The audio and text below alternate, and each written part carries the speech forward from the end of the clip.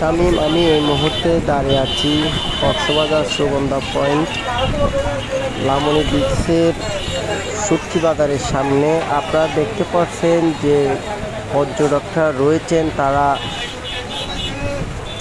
তারা লাবণী বিচের থেকে উঠে চলে আসতেছে।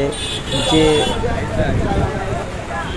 টুরিস্ট পুলিশদের সহযোগিতায় তারা তাদেরকে বিচে যারা যাচ্ছেন তাদেরকে ফিরিয়ে দিচ্ছেন যার যার বাসস্থানে।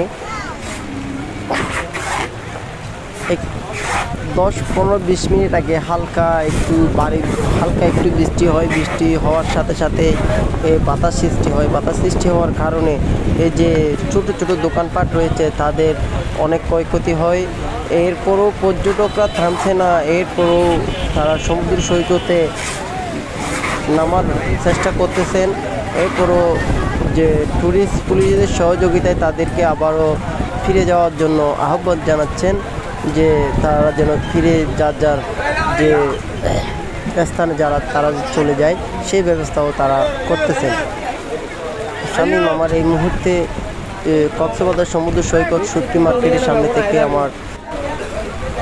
শামীম কক্সবাজার সুগন্ধা পয়েন্টে থেকে সর্বশেষ আপডেট জানিয়ে দিচ্ছি।